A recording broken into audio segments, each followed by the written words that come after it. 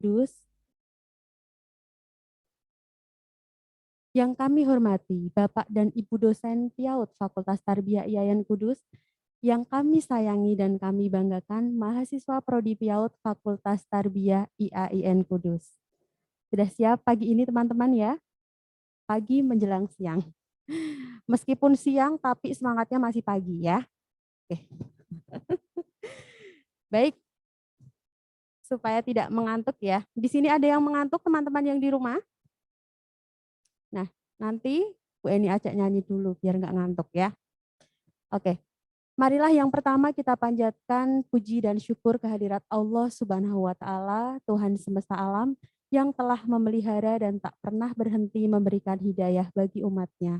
Atas segala nikmat dan berkah Allah sajalah kita semua dapat berkumpul pada siang hari ini dalam keadaan sehat walafiat.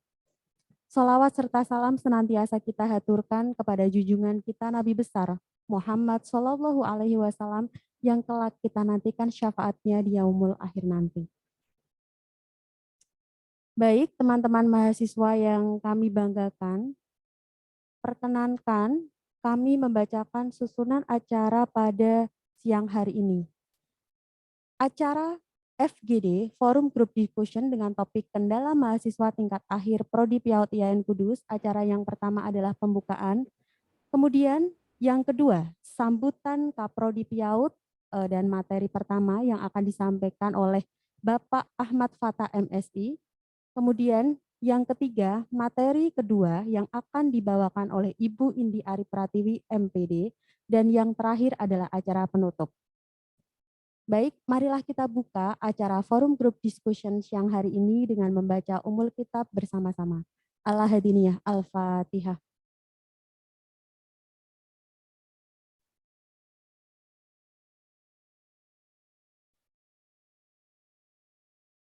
Baik, terima kasih teman-teman semua.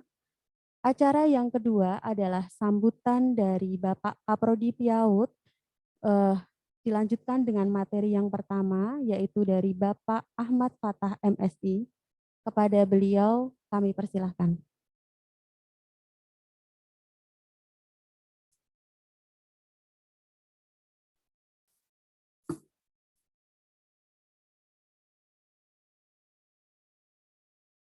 Assalamualaikum warahmatullahi wabarakatuh. Waalaikumsalam warahmatullahi wabarakatuh.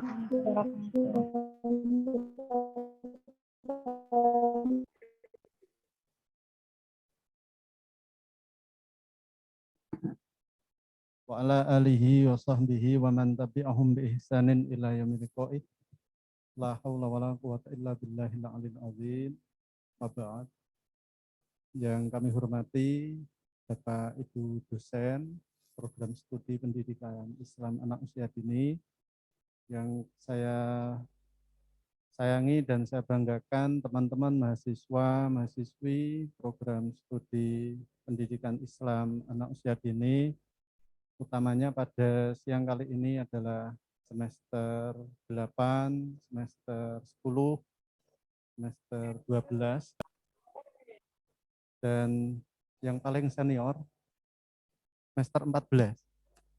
Semuanya semoga tetap semangat dan mengikuti acara fokus group discussion pada siang kali ini hingga tuntas.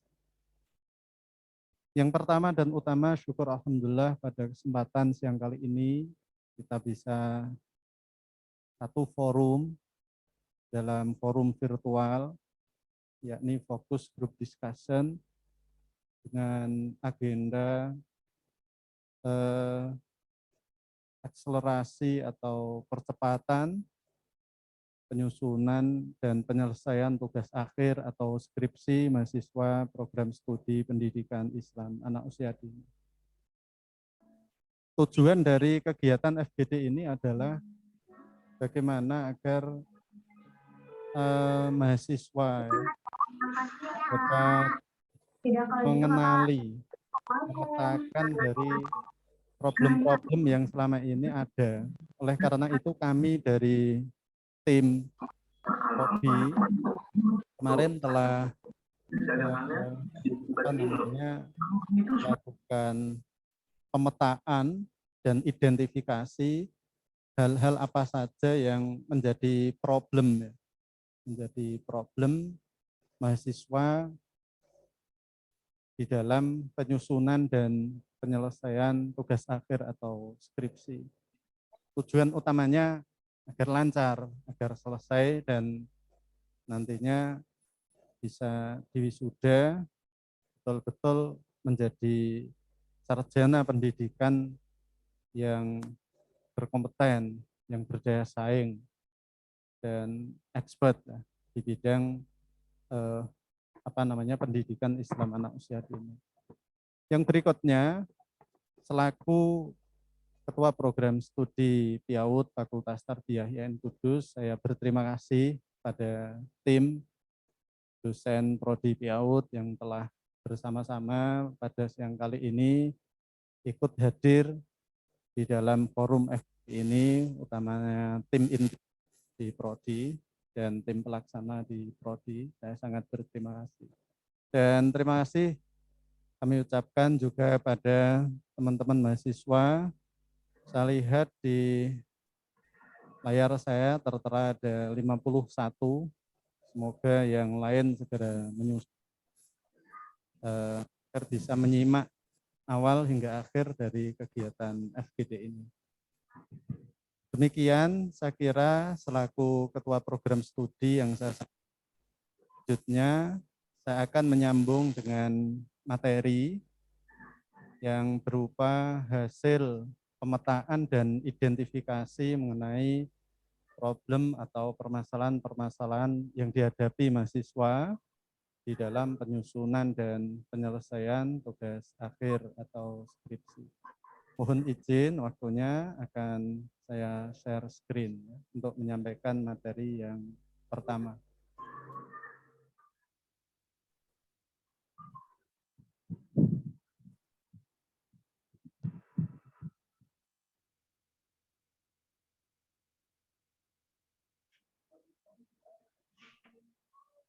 Ya, Bapak, Ibu dosen dan teman-teman mahasiswa-mahasiswi yang saya hormati, berikut adalah data kuesioner fokus group discussion tentang kendala mahasiswa di dalam penyusunan tugas akhir. Yang pertama perlu saya sampaikan bahwa total responden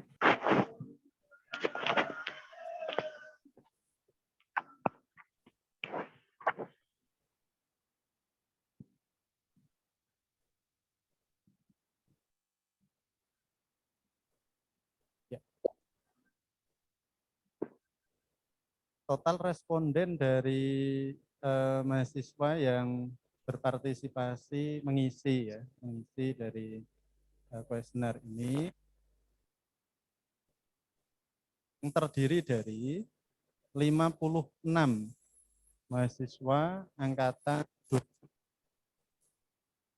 atau semester 8. 11 mahasiswa angkatan 2017 ya, atau semester 10. Ada 2 mahasiswa angkatan 2016 atau semester 12. Dan ada 14 di semester 14 atau angkatan 2015. Teman-teman mohon memperhatikan bahwa masih ada di semester 14 itu 14 mahasiswa.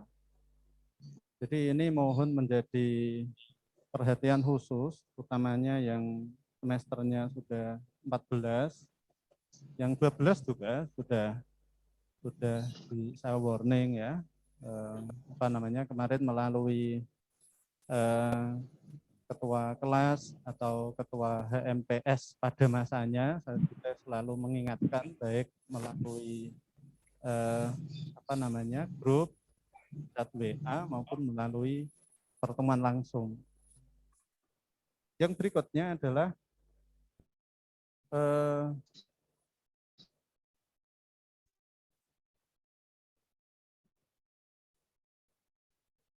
problem yang dialami adalah bagaimana kesulitan memilih topik permasalahan.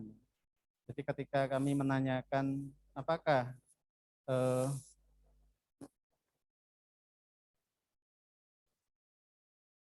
ada persen ya yang setuju, ada 9% yang setuju, yang sangat setuju 7,2, yang setuju 49, dan yang tidak setuju ada 43,4.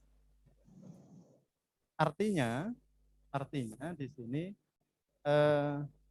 kesulitan memilih topik ya ada 49,4%. Jadi hampir separuh responden itu setuju bahwa ada kesulitan di dalam memilih topik permasalahan skripsi. Oleh karena itu, dari pertanyaan kami yang pertama ini, kami respon kemarin, selain materi pemetaan dan identifikasi masalah, nanti ada materi yang kedua, yakni tentang penguatan riset. Dan di dalamnya tentu ada langkah pertama adalah memilih topik permasalahan skripsi. Itu penting. Tidak hanya di skripsi ya, di tesis maupun di disertasi itu memilih topik sangat penting. Karena ketika sudah mengetahui pemilihan topik, maka pemilihan judul ya, menyusun riset question atau pertanyaan penelitian, membuat literatur, menyusun literatur review, serta menyusun instrumen itu nanti akan bisa dijalani kalau dari awal langkah pertamanya sudah tahu. Kalau memilih topik aja sudah tidak ngerti atau ngerti tetapi langkah berikutnya belum memahami atau ada problem-problem lain, maka itu menjadi kendala.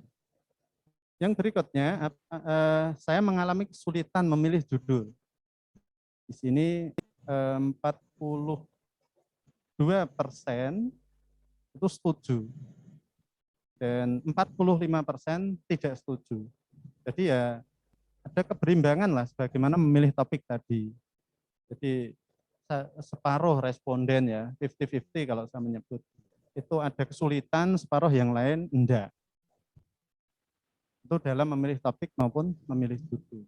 Nah, artinya separuh responden yang sudah memilih topik, sudah memilih judul itu, ya nanti ketika materi yang disampaikan oleh narasumber kedua ya tetap diperhatikan agar menguatkan ya atau mempercepat atau memperlancar lah ya studinya.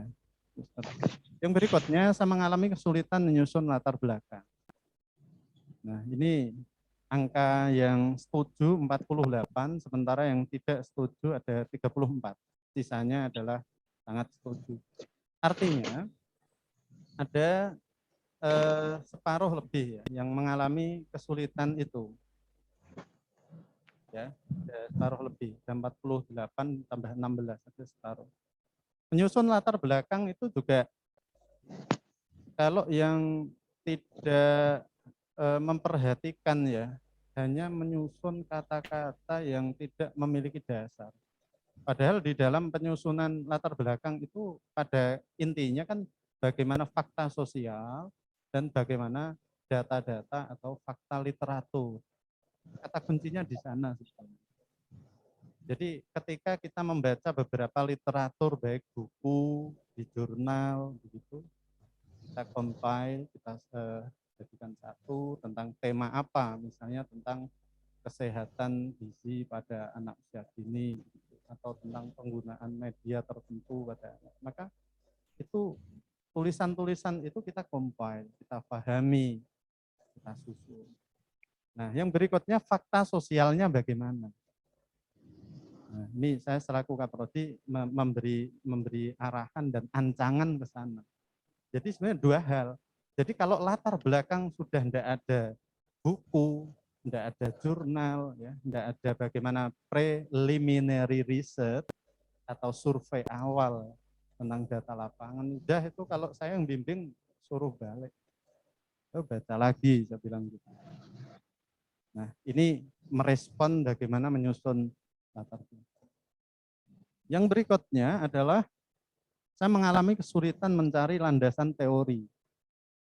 Ini ada 66,3 yang setuju dan 13 yang sangat setuju. Artinya ada lebih dari 75% responden yang mengalami kesulitan mencari landasan teori. Sebetulnya kalau kita dari awal kuliah gitu sudah terbiasa membaca literatur, membaca buku-buku yang terkait dengan PIAUD, membaca hasil-hasil riset ya tentang PIAUD, itu saya kira nggak ada masalah. Baik itu saat offline maupun online. Apalagi sekarang online itu sangat dimudahkan. Misalnya ingin menyusun landasan teori ya dari jurnal-jurnal, itu tinggal kita search aja misalnya di GS ya, di Google Scholar, misalnya di ResearchGate. Ini, jadi teman-teman yang merasa ada kesulitan mencari landasan teori, bukalah ResearchGate, bukalah Google Scholar. Itu hasil-hasil riset banyak. Buku-buku PDF begitu juga banyak. Bukalah pdfdrive.com. Gitu. Jadi mahasiswa dunia akademik harus paham itu. Atau archive.org, archive.org, .organization. Itu juga banyak di sana. Dan cara mengutipnya ada di dalam buku pedoman akademik. Jadi nggak ada alasan, Pak nanti nulisnya gimana, ada semua itu. Bagi yang bilang nggak ada, nggak baca. Saya saja sebagai dosen tak baca itu, tak tunjukkan mahasiswa. Nah, sekali lagi yang kesulitan mencari landasan teori itu kaitannya secara online, belum lagi library online ya dari berbagai macam kampus itu juga bisa diakses. Bisa diakses, ya, silahkan dimanfaatkan. Jadi artinya nggak ada alasan lagi misalnya, Pak ini masa pandemi, nggak ada alasan. Atau mager, malas gerak begitu. Nggak ada alasan. Jadi bisa dari manapun. Smartphone digunakan agar betul-betul smart mencari landasan teori itu. Jangan namanya ada yang smartphone tetapi user atau penggunanya nggak smart, itu akan menjadi ironi dan paradoks. Nah, itu diantaranya. Dan ini tentu nanti dalam menyusun landasan teori itu sangat penting karena apa? Dijadikan parameter ya di dalam menyusun instrumen. Nah, berikutnya saya mengalami kesulitan mengatur waktu. Itu ada 45,8% yang setuju, ada 34 yang sangat setuju. Artinya ada 79% lebih. 80 sekian itu yang mengalami kesulitan waktu. Saya hanya memberikan tips begini, tips dan trik saya. Jadi utamakan, prioritaskan gitu yang penting dan mendesak. Itu satu. Kalau Anda menyebut dan menganggap skripsi itu penting ya, maka Anda nomor satu kan. Karena itu penting dan mendesak. Gitu. Dan yang kedua baru yang mendesak tapi tidak penting. Itu yang ketiga penting tapi tidak mendesak. Baru yang terakhir adalah tidak penting, tidak mendesak. Itu begitu. Jadi kalau kita bisa mengatur waktu itu, bisa. Kesibukan orang sama. Dan Allah itu maha adil gitu. Jadi siapapun diberi waktu dua. Tergantung bagaimana kita mengatur waktu. Ada kadang yang begini, aduh Pak, saya bekerja. Siapapun bekerja. Saya dulu saat mahasiswa bekerja, enggak sekarang bekerja. Tapi luangkan waktu lah, misalnya 1 jam tiap hari, rutin begitu. Anda 1 bulan bisa selesai. Begitu. Asal sudah ada data. Begitu. Cara mengatur waktu. Jangan enggak ada data, mau nulis, ya enggak bisa. Itu ibarat orang mau masak, tapi lari ke pasar. Masak lagi. Itu enggak bisa. Nanti baru masukin bayam, gitu kan. Baru masukin beras. Tinggal lagi ke pasar, ke toko. Enggak bisa. Itu ibarat orang meneliti, tetapi datanya belum punya. Itu dia harus ke lapangan dan sebagainya. Atur waktu. Itu contoh. Jadi kalau yang terbiasa gampang. Atau kalau yang belum terbiasa dimulai. Yang berikutnya saya mengalami kesulitan menentukan teknik pengumpulan data. Jadi saya kira secara umum itu kan kita tinggal di kualitatif ya, karena kita lihat sedikit sekali yang menggunakan R&D atau research development, sedikit sekali yang menggunakan blended mixed method atau metode gabungan ala Creswell itu kan nggak ada. Kita lihat baru yang di S2, di tesis maupun disertasi itu aja masih jarang. Nah, kembali ke sini, kalau kuan kan jelas, benar. Tinggal bagaimana menyusun angket itu. Ditekuni aja. Bagaimana ini indikator variabel gitu, variabelnya apa, indikator apa, terus bagaimana menyusun kisi-kisi instrumen, diuji validitas, reliabilitas dan seterusnya gitu.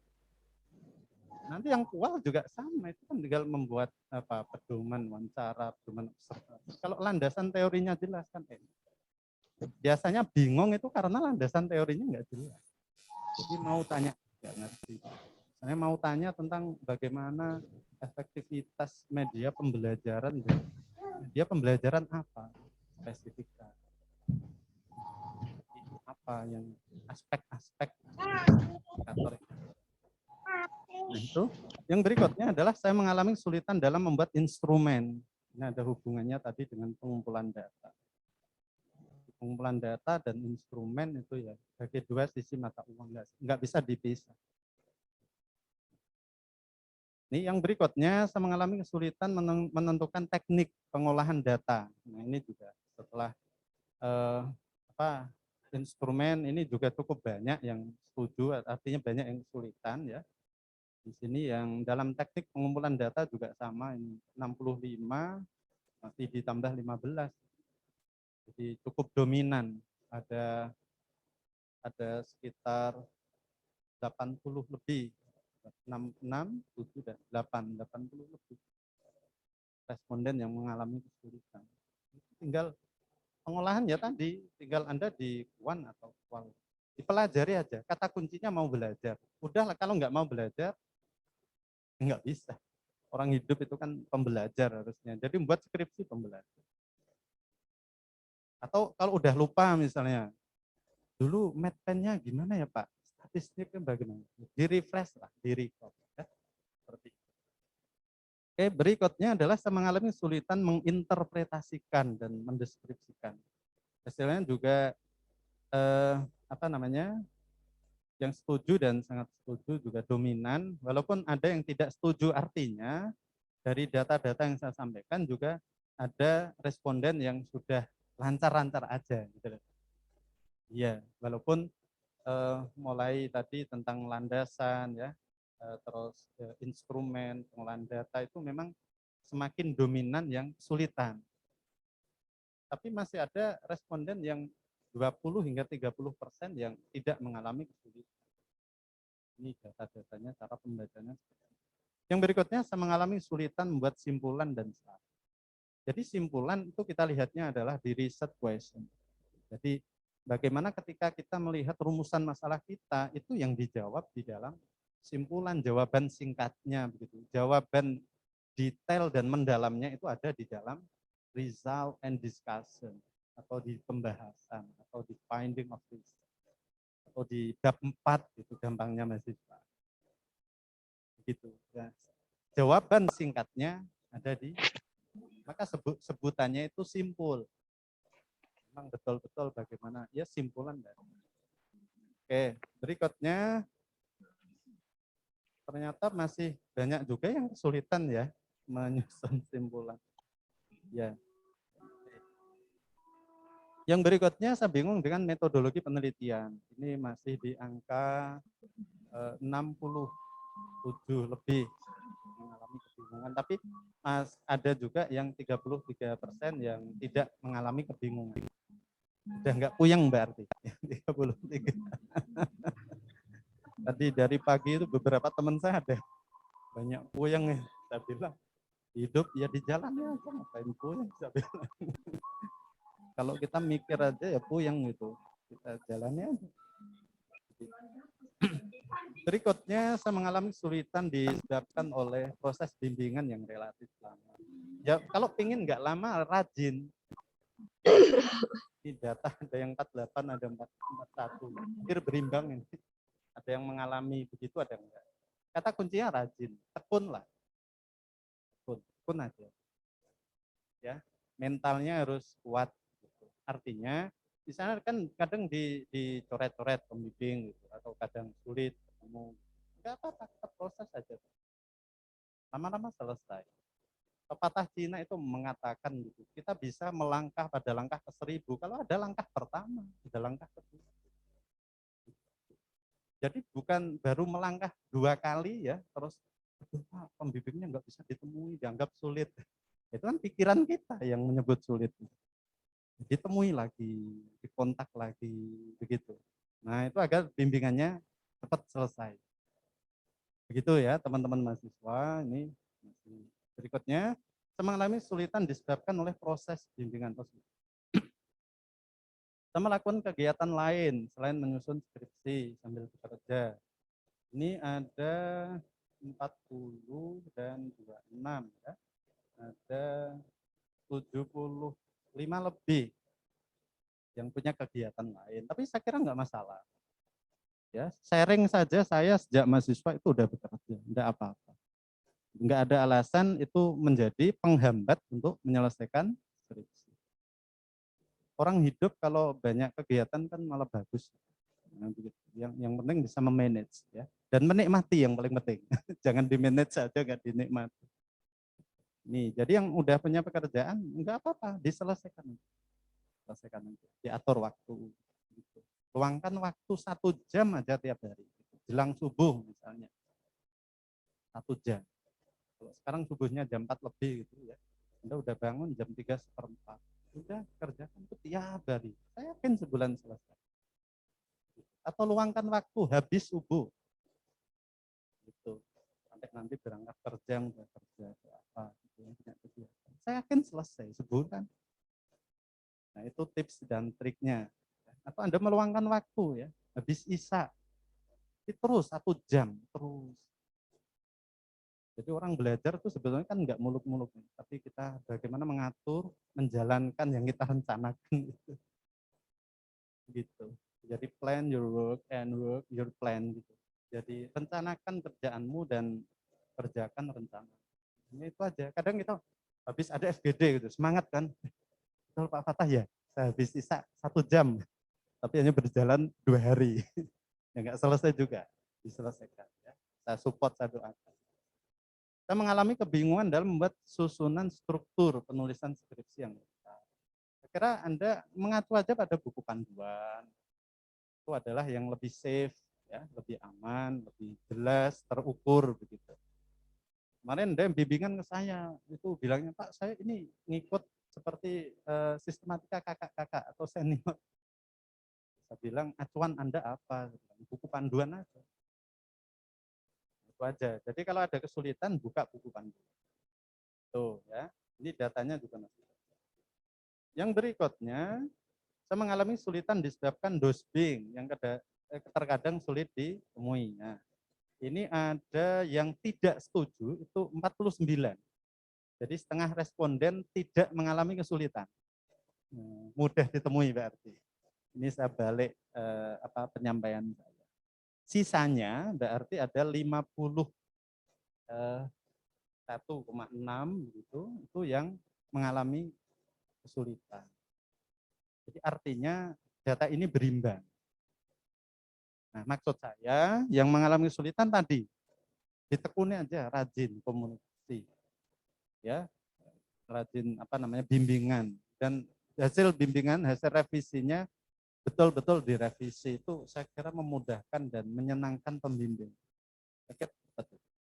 Jadi kalau enggak, yang berikutnya, saya lebih sering bermain, bersantai, tidak melakukan aktivitas. Ya ini ya, mungkin masa kecilnya kurang bermain, jadi enggak gede masih suka bermain. Itu ada 60 ya, 60% yang tidak setuju, artinya banyak yang serius. Ya, Ada 39,8% yang masih ada bermain bersantainya. Itu. Artinya banyak teman-teman yang sudah serius menekuni skripsinya. Ya alhamdulillah lah ya. Bagi yang belum, ini data-data 39,8% tadi ya silakan agak dikurangi lah. Ya, nanti habis munakosa ya, habis wisuda lah, agak rileks seperti itu. Atau punya waktu sendiri, misalnya weekend begitu untuk rileks, itu kan bisa, banyak cara. Atau pagi, siang, sore kita udah serius ya, malamnya santai, itu kan bisa, banyak cara, nggak harus nunggu sepekan. Bisa tiap hari kita santai. Tapi ada saatnya serius itu terus kerjakan. Gitu. Yang berikutnya, saya sibuk dengan kegiatan lain sehingga kuliah terabaikan. Ya. Yang 41% tidak setuju, artinya sudah tidak sibuk, nggak mengabaikan kuliahnya. Sementara sisanya di 59 ya memang masih ada. Ini berapa slide saya nggak selesai ya. Saya mengalami kelalaian waktu dalam melakukan proses penyusunan skripsi. Ini ya, sampai lalai waktu. Itu ada yang setuju lalai itu 54 tambah 18. Ada sekitar 60, 70 lebih, 75% lebih. Itu seperti itu. Ini nggak sadar dirinya jadi mahasiswa. Jadi tiba-tiba, saya mahasiswa toh, ini udah semester 14, ya gitu. Ayo, yang semester 14 semangat, Mbak Mas ya, semua ya. Ingat status dirinya. Statusnya adalah mahasiswa. Kalau sadar status dirinya nanti selesai. Ya. Biar SPD, sarjana pendidikan, dan semakin PD. Nah gitu. Ya, ini PD pendidikan saja, tapi PD. PD ya, saat Anda di dunia maya maupun di dunia nyata PD. Sarjana. Saya takut bertemu dengan dosbing. Ada pertanyaan itu 72,3% tidak setuju, artinya nggak takut. Dosbing itu kan dosen kita, namanya aja dosen pembimbing loh, bukan dosen yang menakut-nakuti, kan bukan ya. Namanya dosen pembimbing, ya ketemu aja. Jadi ada angka 18 dan 6 ini jangan takut ya. Biasa aja. Hingga sekarang itu dosbing skripsi saya dan tesis saya itu masih berhubungan baik. Gitu. Walaupun ada yang sudah pensiun gitu. Ya itu karena ya ada ikatan yang baik. Tuh ya, enggak, bagi 18 dan 6% enggak usah takut. Tapi yang 75% sangat mayoritas sekali enggak takut. Yang berikutnya, ini masih 3 slide lagi, saya mengalami kesulitan karena tidak punya laptop. 60% tidak setuju, artinya udah punya laptop. Jadi ada 10 dan 18, ada 38,sekian% yang mengalami mohon maaf, ada 18 dan 10. Ya, ada 28,9% yang mengalami tidak punya laptop. Itu juga enggak menurut saya tidak hambatan. Saya cerita sedikit. Saya dulu nyusun skripsi itu enggak punya komputer. Saya ulangi, enggak punya komputer, apalagi laptop. Ya, saya itu ngetik di rental komputer, saya selesaikan. Dan saya nabung untuk skripsi saya itu agar saya tidak membebani orang tua. Saya terbiasa mandiri. Itu enggak punya. Saya S2 saja itu enggak punya laptop. Punya saya komputer. Harganya Rp1.290.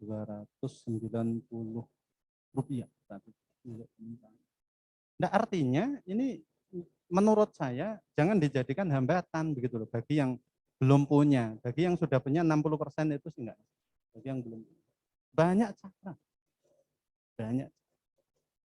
Ya, banyak jalan menuju Roma begitu pepatahnya. Tapi kita mau melangkah enggak? Tinggal slide saya yang terakhir nomor 2 dari belakang, saya takut untuk bertemu Kaprodi Piaud.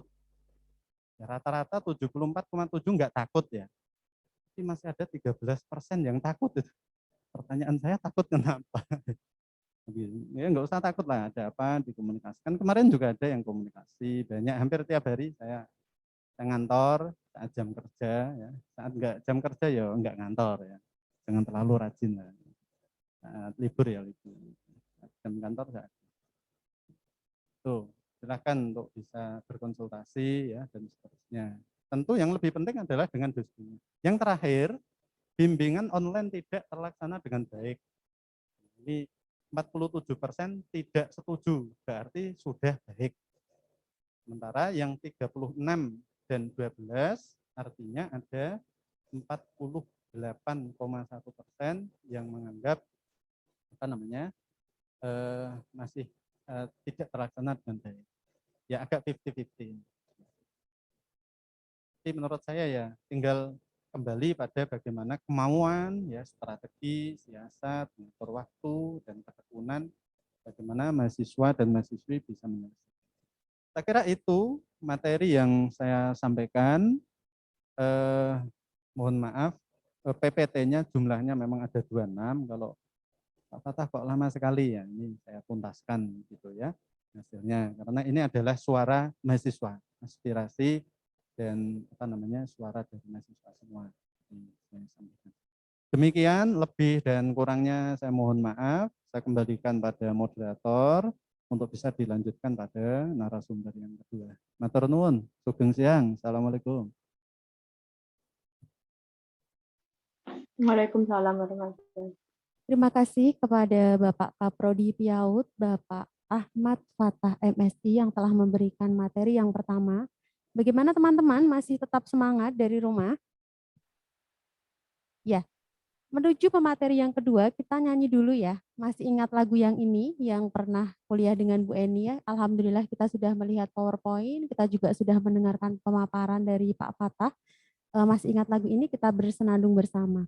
Alhamdulillah, oh thank you Allah, I can see, Alhamdulillah, I can hear, Alhamdulillah, thank you Allah for your blessing on me.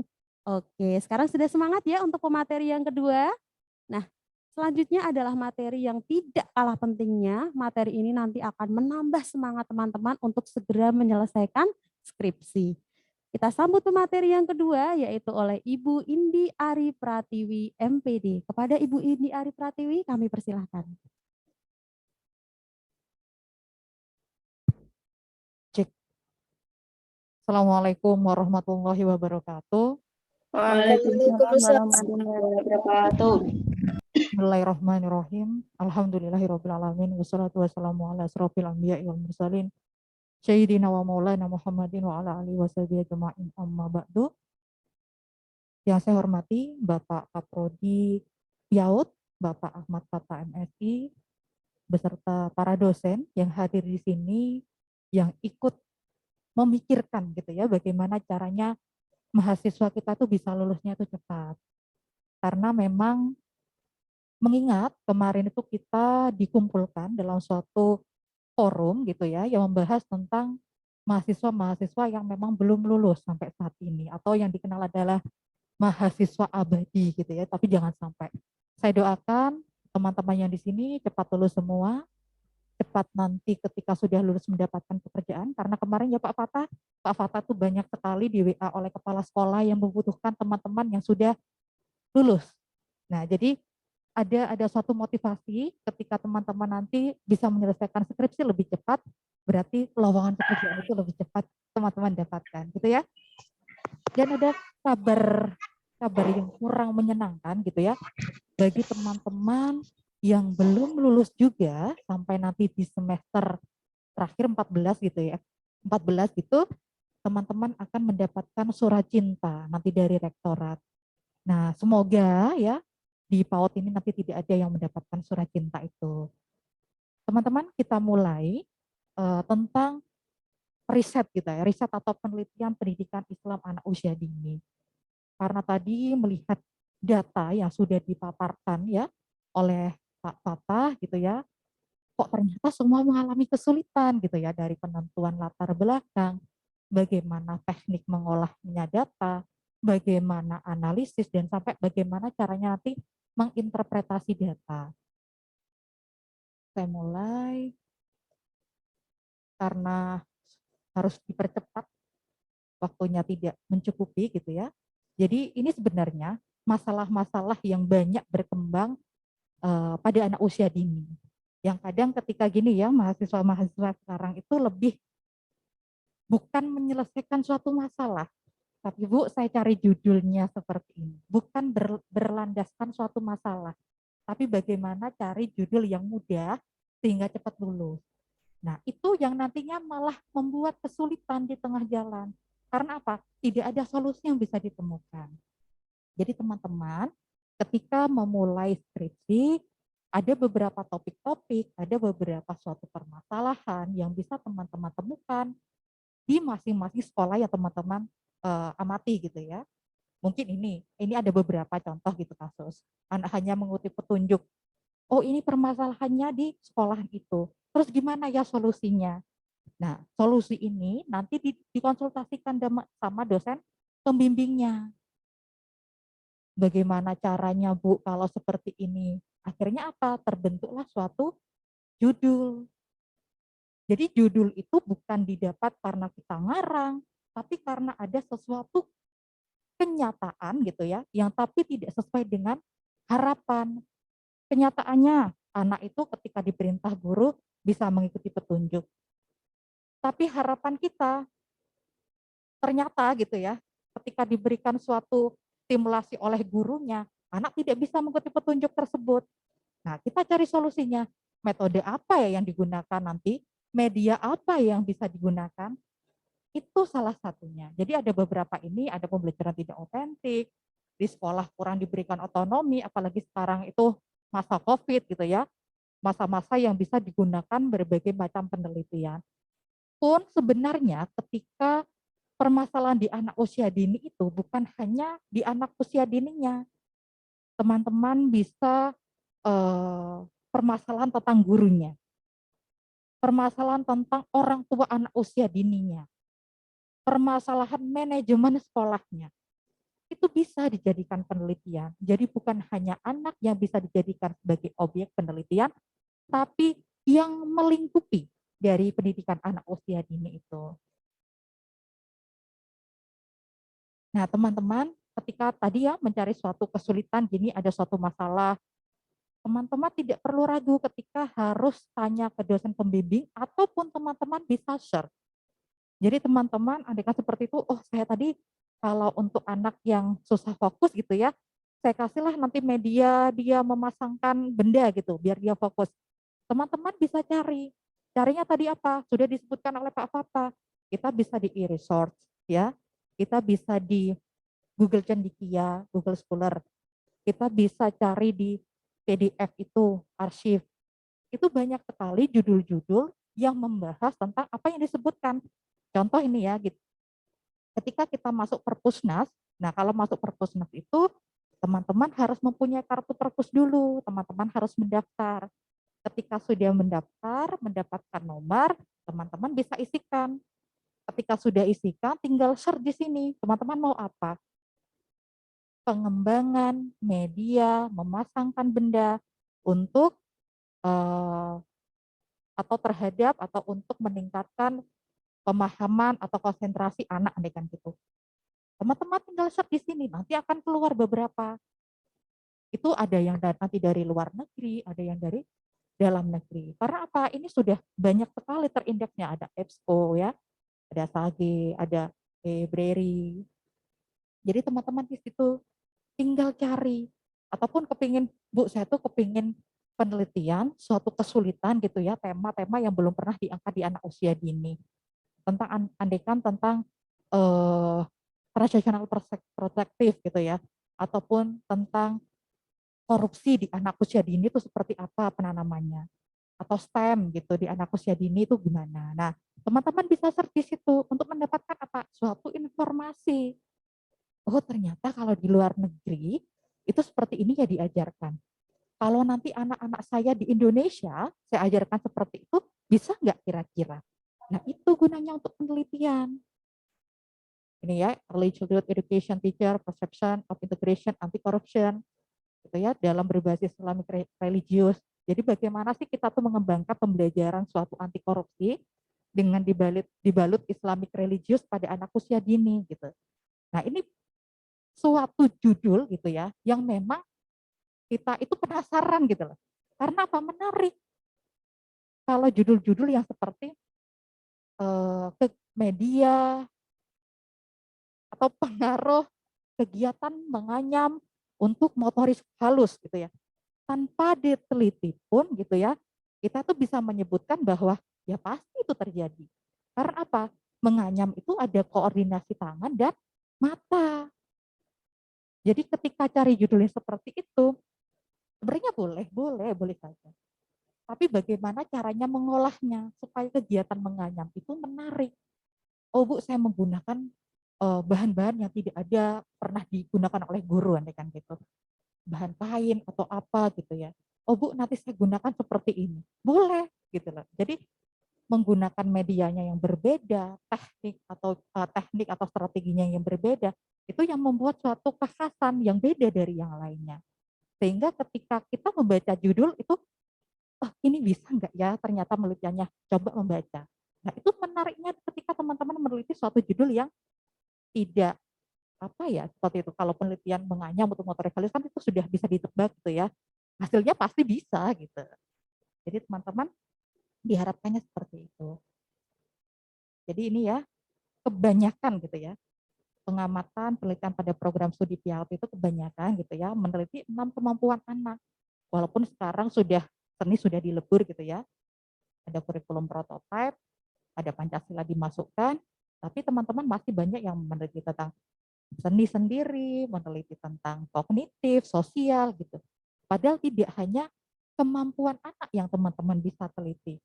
Karakter sebenarnya juga bisa, tapi memang kalau untuk karakter itu harus lama. Karena karakter itu tidak bisa langsung terbentuk pada anak usia dini. Tapi kalau dikenal kan boleh gitu ya. Kalau untuk karakter. Terus selain kemampuan apalagi Bu Indi? Tentang manajemen sekolahnya. Andai kan kurikulum yang sudah dipakai di Indonesia ini sebenarnya berlaku nggak sih di Indonesia? Anak itu bisa nggak sih pakai kurikulum yang sudah kita buat di Indonesia gitu? Boleh teman-teman teliti seperti itu. Jadi bukan hanya ke perkembangan kemampuan anak gitu ya, tapi bagaimana manajemennya, bagaimana gurunya. Kemarin salah satu mahasiswa saya ada meneliti tentang guru yang sudah sertifikasi gitu ya, dengan yang tidak sertifikasi. Apa sih bedanya yang digunakan medianya yang guru sertifikasi sama tidak? Bolehlah seperti itu, ada rasa penasaran, emangnya beda ya gitu ya guru yang sudah bersertifikasi dengan tidak medianya yang digunakan gitu. Boleh, akhirnya berhasil gitu ya, sampai sekarang sudah mau ke lapangan. Terus menggunakan metodologi penelitian terbatas gitu ya, kebanyakan. Entah ya mahasiswa ini rasanya takut sekali kalau pakai kuantitatif atau R&D gitu. Kalau bisa Bu, saya tuh cepat lulus pakai kuali, PTK sama studi pustaka. Kalau PTK berarti teman-teman harus mengajar ya. Itu yang judulnya biasanya meningkatkan kemampuan ini. Nah, itu PTK. Karena teman-teman di situ ketika jadi guru tahu permasalahan anaknya, tahu cara penyelesaiannya, tahu riwayatnya seperti apa. Setelah itu studi pustaka. Studi pustaka itu hanya membandingkan gitu ya antara permasalahan dengan buku. Nah, kalau seperti itu saya rasa gini, bukan sesuatu yang buruk juga bukan, tapi kegunaannya diharapkan kan bukan hanya untuk di sekolah tersebut gitu ya, bukan hanya untuk permasalahan satu pokok gitu ya, tapi bagaimana teman-teman bisa berpartisipasi memberikan suatu penelitian untuk Indonesia gitu. Itu kalau luasnya seperti itu. Tapi memang kebanyakan seperti ini sehingga kemarin ketika teman-teman mungkin ada bimbingan dengan Pak Rektor gitu ya, dimintanya jangan kualitatif lagi dong, harus kuantitatif, harus berani. Padahal kalau kuantitatif itu tidak terlalu sulit kalau teman-teman tahu metodologinya. Menghitung sekarang sudah ada SPSS, tinggal masukkan data, keluar semuanya. tanpa kita harus menggambarkan gitu ya. Tinggal kita cuma menganalisis data tersebut yang sudah ada gitu. Bu, tapi kan tidak semua punya kemampuan SPSS gitu. Nah, teman-teman bisa lihat di YouTube atau bisa tanya ke dosen pembimbingnya masing-masing. Caranya penggunaan SPSS ini gimana sih Bapak Ibu, sekarang sudah SPSS 22 ya yang terbaru. Nah, itu pasti insya Allah ditunjukkan caranya seperti apa, interpretasinya data apa. Karena pembimbing itu bukan hanya menyalahkan gitu ya, tapi benar-benar nanti akan dibimbing gitu. Terus interpretasi data melenceng. Kadang itu hasil gitu ya, ketika kemarin ada ujian skripsi mahasiswa gitu, dia pakai metodologi kualitatif. Oke.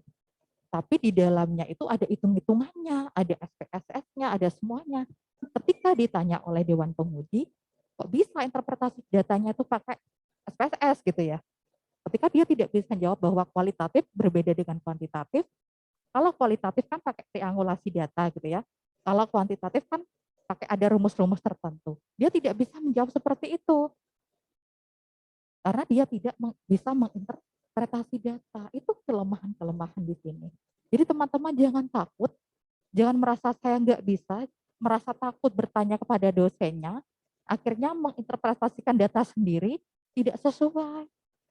Jadi boleh bertanya, gimana caranya sih Bu menginterpretasikan data ketika sudah dapat data seperti ini? Bagaimana caranya kita merumuskannya, kita menganalisisnya? Nah, teman-teman jangan pernah takut. Terus ada lagi untuk waktu yang dibutuhkan untuk penelitian itu relatif singkat. Karena memang teman-teman mungkin banyak yang terburu ya. Bagaimana bisa 6 bulan ini selesai penelitian, setelah itu bisa ikut munakosah gitu kan. Sebenarnya boleh, ada penelitian-penelitian yang memang tergolong singkat waktunya. Tapi ada penelitian-penelitian yang memang membutuhkan waktu lama, lumayan lama, seperti PTK. PTK itu tidak bisa langsung 1 minggu selesai gitu ya, tidak bisa. Teman-teman harus uji, ketika tidak mendapatkan suatu keberhasilan, teman-teman lagi mengulangi lagi penelitian tersebut sampai dinyatakan berhasil 70%, di atas 70%. Nah, jadi tidak bisa kita langsung buru-buru menentukan waktunya bahwa 1 bulan harus selesai penelitian ini. Tapi karena ada macam-macam penelitian yang membutuhkan waktu lama. Karena apa? Tidak semua penelitian itu langsung bisa hasilnya jadi. Apalagi kalau penelitian di anak usia dini ya. Anak itu tidak bisa kita rekayasa gitu ya.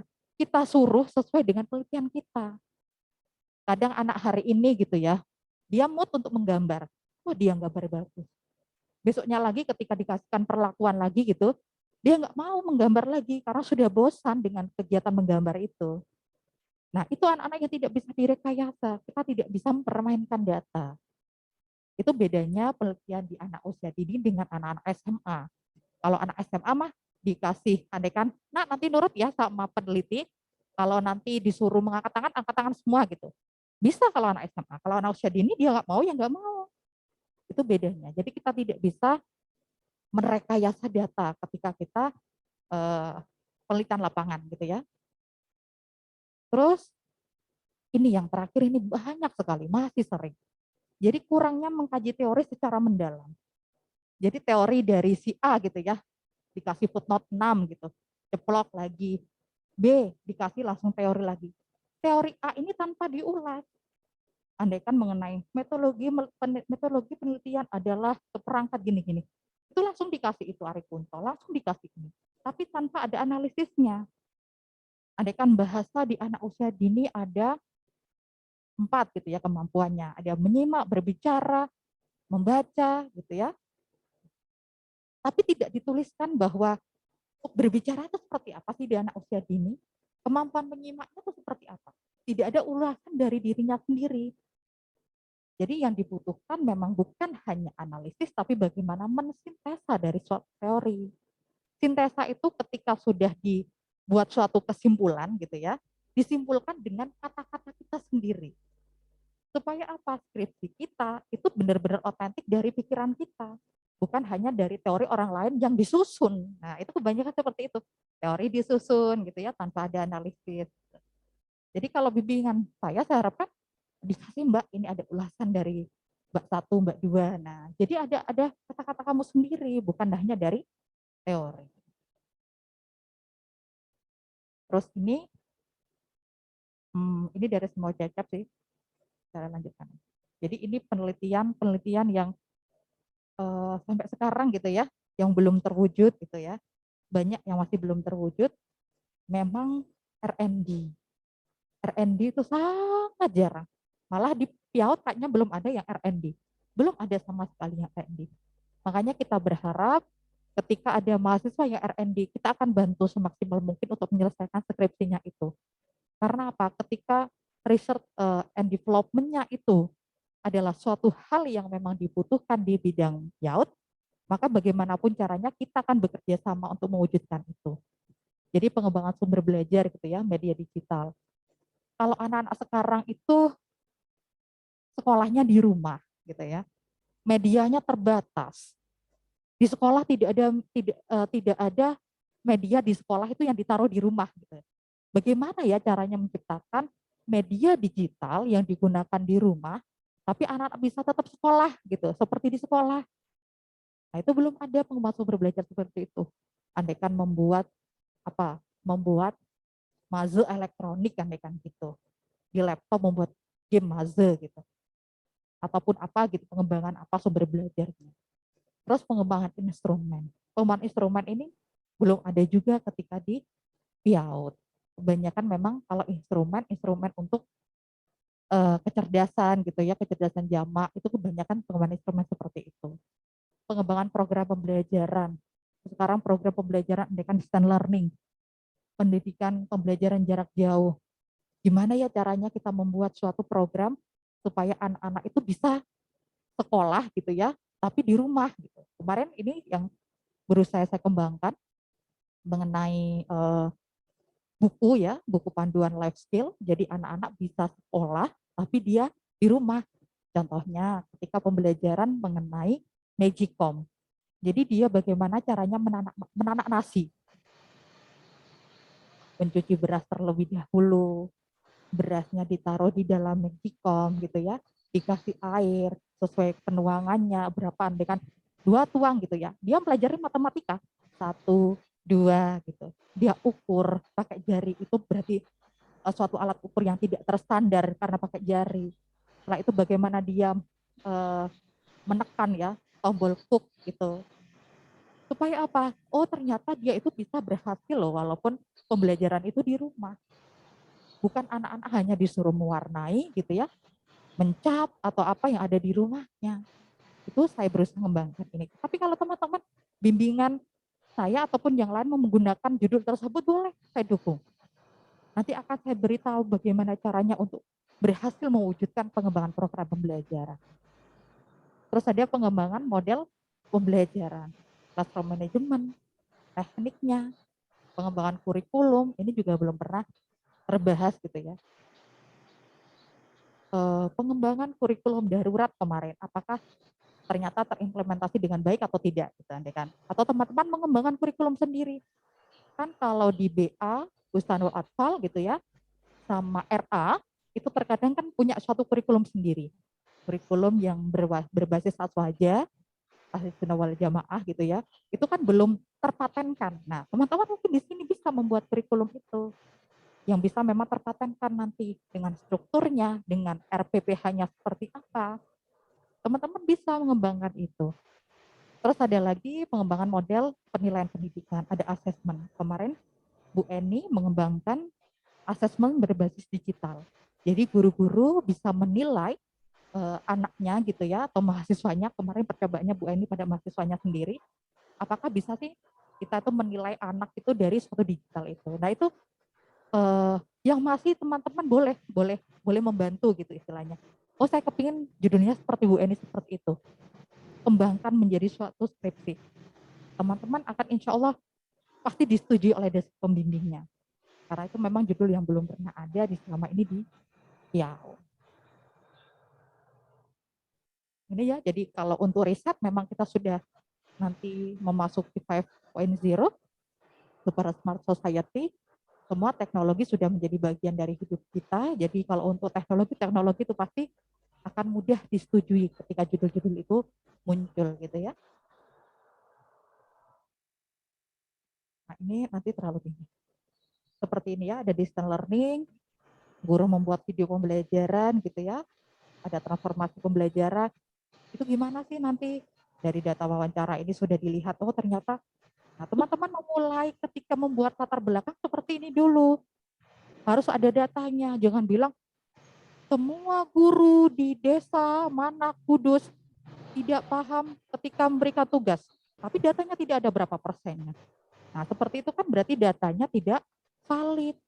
Nah ketika membuat satu latar belakang, usahakan berapa guru yang tadi tidak paham, berapa anak yang tidak bisa menganyam, kan? Berapa anak yang kemampuan berbahasanya kurang. Nah, teman-teman harus kasih datanya.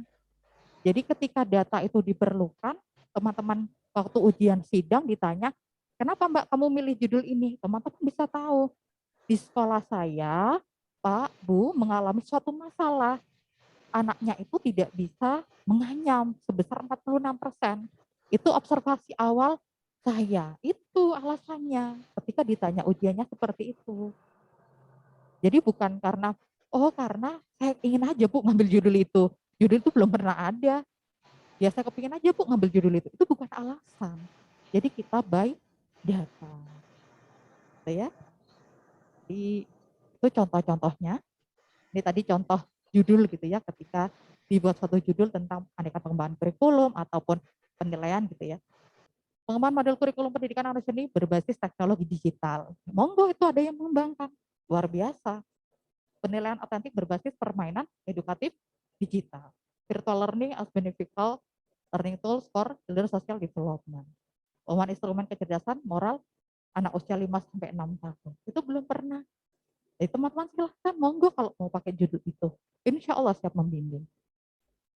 Ya, ini prosesnya sebenarnya roadmap di Prodi Daud. Kalau memang nanti teman-teman yang bisa menghasilkan suatu produk, kita bantu ya Pak Fata untuk publikasi di jurnal dan HKI. Jadi mendapatkan suatu HKI. HKI itu hak kekayaan intelektual. Jadi teman-teman punya suatu karya yang diakui se-Indonesia. Nah itu kan berarti sungguh luar biasa. Semoga teman-teman di sini insya Allah ya bisa melaksanakan itu semua. Insya Allah lulus cepat gitu ya. Semoga apa yang diimpikan teman-teman itu bisa tercapai. Itu mungkin dari saya ya. Kalau untuk waktunya masih ada Pak Oki? Sudah. Kalau ini, jadi kalau mau ya, kalau mau memang mau publikasi internasional, memang jurnalnya nanti kalau sudah jadi jurnal ya harus bahasa Inggris, penelitian memang harus berupa produk hingga bisa dibuat seluruh Indonesia gitu ya. Harus ada inovasinya, ada novelty kebaruannya, bukan hanya itu saja gitu loh ya. Teman-teman mungkin tahu seperti itu. Mungkin itu dari saya teman-teman sharingnya hari ini. Kita bisa berdiskusi setelah ini. Teman-teman bisa tanya, teman-teman bisa sharing apa kesulitan atau kendala yang dialami ketika penulisan skripsi. Tetap semangat teman-teman, insya Allah teman-teman dimudahkan dan dilancarkan segala urusannya. Wassalamualaikum warahmatullahi wabarakatuh.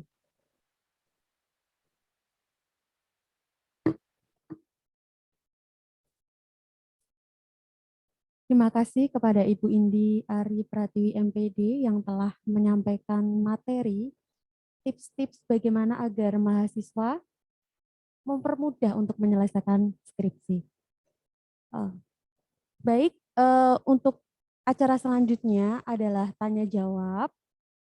Diharapkan kepada seluruh mahasiswa untuk open kamera. Nah, di sini sudah ada beberapa dosen dari Prodi PIAUD. Saya sapa dulu ya. Ada Bu Ani Umi. Assalamualaikum Bu Ani. Waalaikumsalam.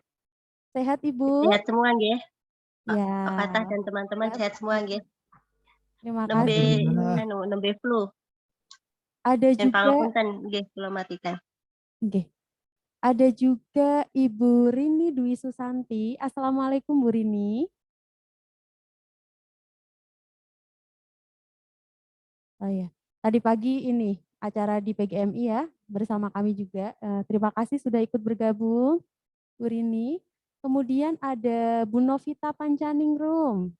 Ya, siapa yang bimbingannya Bu Novita? Assalamualaikum Bu Novita. Selamat siang. Waalaikumsalam. Terima kasih Bu Novita.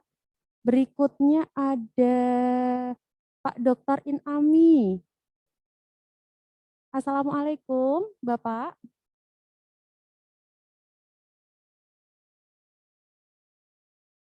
Matur suwun. Kemudian ada Bapak M. Sobirin. Terima kasih Bapak. Assalamualaikum. Waalaikumsalam warahmatullahi. Nggih, Pak Fatah. Agak sedikit tidak sehat ini saya. Semoga lekas sembuh Bapak. Ya, amin, amin, amin. Sembah nuwun sudah ikut bergabung pada acara siang hari ini. Ada Bu Iya. Nusaibah juga. Assalamualaikum Bu Nusaibah. Waalaikumsalam Bu Eni. Sehat Ibu? Ya, alhamdulillah. Terima kasih sudah bergabung. Nggih. Nggih, Bu. Oke, siapa lagi mungkin saya terlewat? Bu Zakiyah, iya. Assalamualaikum Bu Zakiyah. Waalaikumsalam Ibu. Nggih, Terima kasih sudah ikut bergabung. sama-sama Ibu Indi. Oke. Nggih. Siapa yang kira-kira belum saya sebutkan, nggih? Oh iya.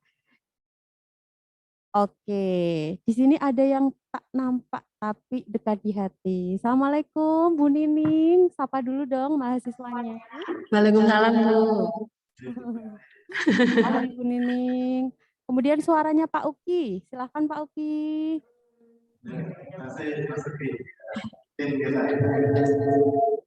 Oke, baik. Selanjutnya adalah tanya jawab kepada para mahasiswa mungkin yang masih ada terganjal atau ada unek-unek yang mau disampaikan atau mau curhat. Nah, kita buka sesi curhat di sini ya. Nggak apa-apa, silahkan. Oke, mungkin Mbak Lili Sofatul Malah. Duh, terima kasih nih ya sudah on cam ya. Assalamualaikum Mbak Lili. Loh, kenapa dimatiin? Waalaikumsalam. Halo Mbak Lili. Iya, Mbak Lili, gimana Mbak Lili ini pembimbingnya Bu. siapa? Iya. Sudah sampai mana skripsinya? Boleh dibagi tipsnya nih buat teman-teman supaya lebih semangat. Gimana Mbak Lili? Silahkan.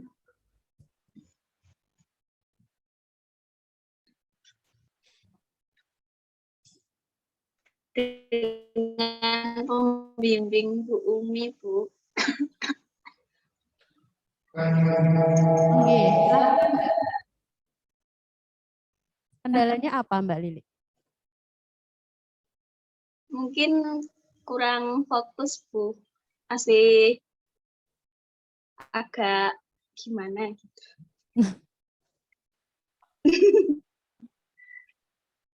Kurang fokus dalam arti membagi tugas antara pekerjaan rumah dengan tugas kampus atau bagaimana Mbak Lili? Bisa disampaikan lebih Iya, lagi? dalam membagi tugas dan waktunya.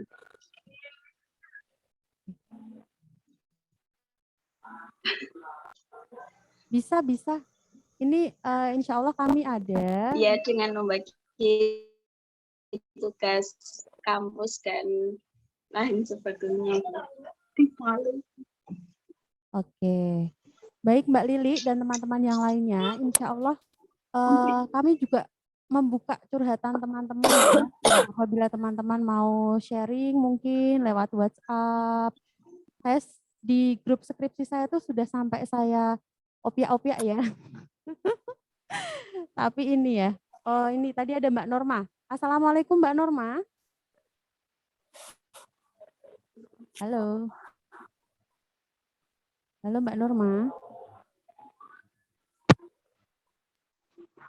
Assalamualaikum Mbak Norma, suaranya belum terdengar. Mungkin bisa sharing dengan teman-teman bagaimana pengalaman Mbak Norma, semester berapa ya, bisa disebutkan kendalanya apa, begitu silakan Mbak Norma. Waalaikumsalam. Ini suaranya belum terdengar, Bu. Sampun. Oh, ya. Ya, terima kasih. Bersyukur punya dosen Bu Eni yang selalu perhatian.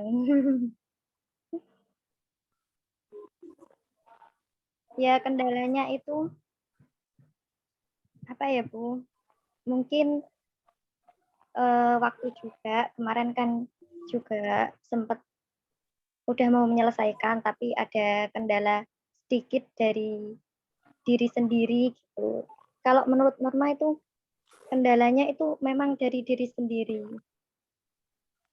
Kalau tips dari Bu Eni, insya Allah sudah dijalankan. Bu Eni kan pesannya kan setiap minggu harus ada progres, setiap hari harus dikerjakan sedikit demi sedikit, insya Allah dilakukan gitu.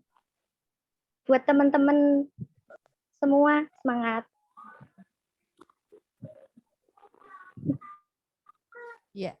Baik, terima kasih Mbak Norma. Ya, buat teman-teman di sini semangat. Ya, mungkin bisa dibantu Pak Uki yang mungkin ini kan yang tadi semester baru-baru ya Pak Uki ya. Jadi masuk ke semester 8, jadi masih sangat fresh sekali.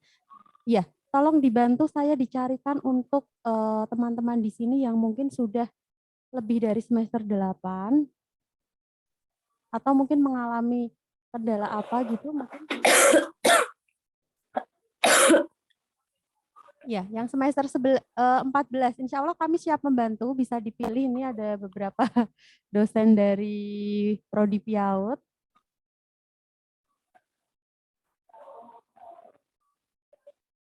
Oh, yang semester atas tidak ada yang ikut.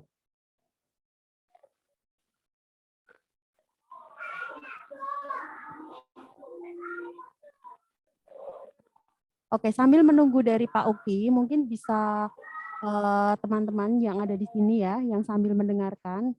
Ini Bu Eni tidak tahu ini mendengarkannya sambil tidur atau benar-benar mendengarkan ya, karena tidak ada yang on cam ya. Baiklah, tidak apa-apa. Begini ya teman-teman ya, kalau teman-teman bingung dan mungkin belum ada progres, ingin konsultasi dengan dosen, teman-teman paling tidak dalam kebingungan itu, ketika teman-teman menemui salah satu dosen pembimbing, pasti ada pencerahan ya. Jadi tidak usah ragu, tidak usah bimbang, tidak usah galau. Silahkan teman-teman datang ke Fakultas Tarbiyah atau mungkin janjian ya dengan dosen ya di lingkungan IAIN Kudus. Insya Allah kami terbuka dan siap membantu.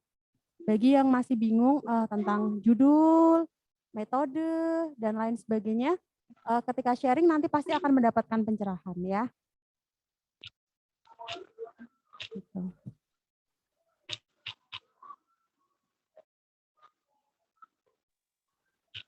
Mbak Novita Hidayah, semester 12. Mbak Novita Hidayah, yang mana ya? Assalamualaikum Mbak Novita. Waalaikumsalam. Ya, bisa dibuka kameranya Mbak Novita.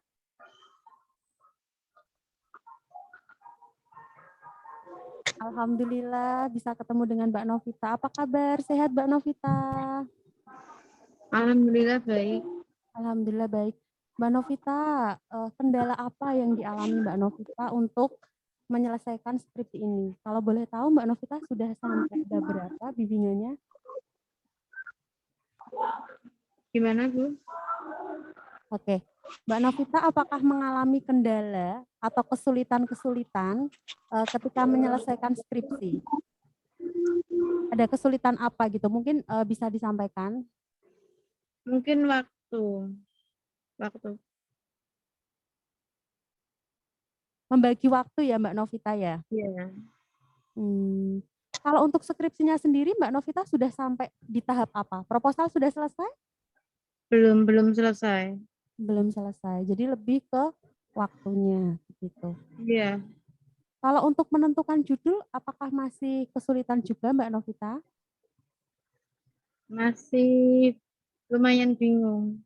Oh, berarti ini Mbak Novita belum dapat judulnya nggih? Nggih.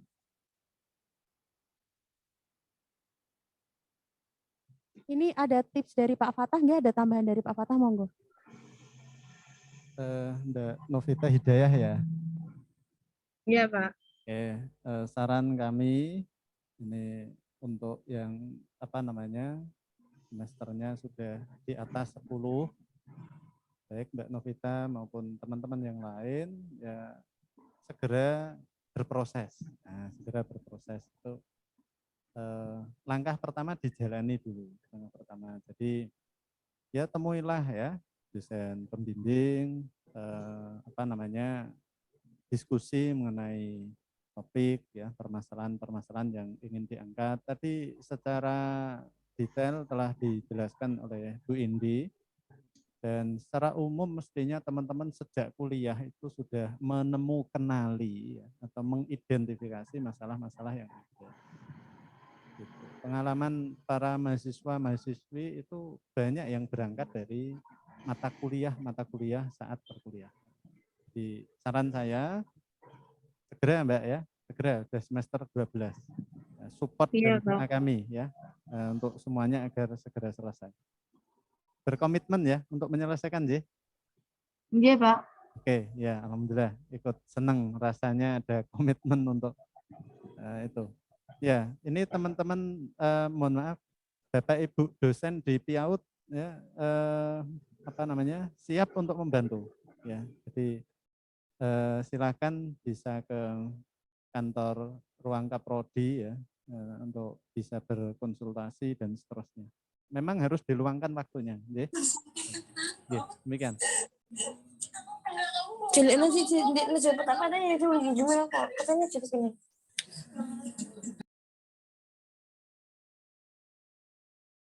Oke, terima kasih Mbak Novita untuk sesi sharingnya.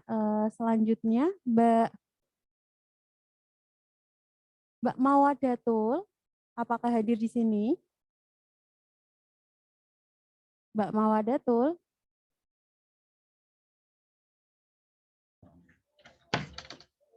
Ya, Bu hadir. Nggih. Halo Mbak Mawadatul, gimana? Ada kendala apa? Mau sharing atau mau curhat? Silahkan.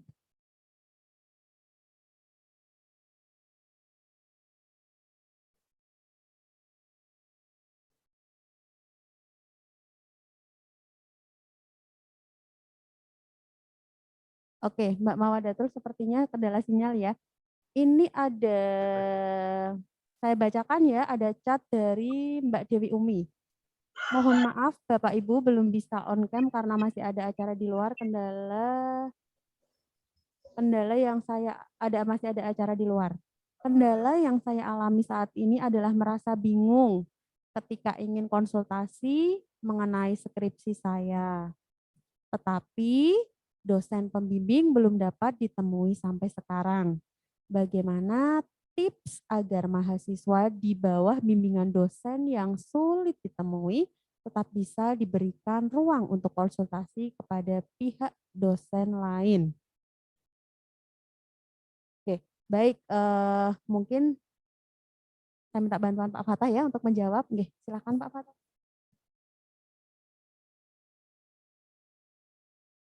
Ya, terima kasih Mbak Dewi Umi ya yang telah bertanya melalui chat ya. Jadi kalau memang ada kendala dengan Dusbing, kan bisa mengkontak beliau ya. Ada nomor kontak seluruh Dusbing ya. Bahkan tidak seluruh Dusbing ya. Seluruh dosen dan tendik IAIN itu ada kontaknya dan itu resmi terdaftar di Semut dan bisa diakses gitu. Jadi saran saya kalau memang bertemu sulit ya dikontak dulu ya, dikontak dulu buat janjian lah, buat janjian untuk bimbingan. Nah, itu seperti itu. Tentu Anda di dalam berkomunikasi harus menyebutkan identitas agar ada kejelasan. Kalau kita hanya Pak saya ingin bimbingan, mohon waktunya Bapak, ya kan enggak jelas ini dari siapa dan sebagainya. Nah, itu harus diperjelas. Saya saja yang sesama dosen begitu. Karena jumlah dosen semakin banyak, itu saya memperkenalkan diri. Pak, saya Ahmad Fatah ya, dosen di Fakultas Tarbiyah, ingin apa dan sebagainya. Itu penting. Karena identitas yang kita sampaikan itu sangat penting mengenai komunikasi dan tujuan kita. pertama. Yang kedua, kalau memang berkomunikasi masih terhambat, silahkan menghubungi saya selaku Kaprodi. Akan kami bantu. Beberapa waktu yang lalu juga banyak yang telah saya bantu, yang ada ingin speed up ya, atau ingin akselerasi di dalam penyusunan dan penyelesaian tugas akhir. Nah itu begitu Mbak, jadi silakan. Semester 8 ya Mbak Dewi ya. Halo, mungkin bisa merespon langsung, walaupun pertanyaannya via chat. Oh ya, tidak merespon. Tapi itu respon dari kami ya, silahkan.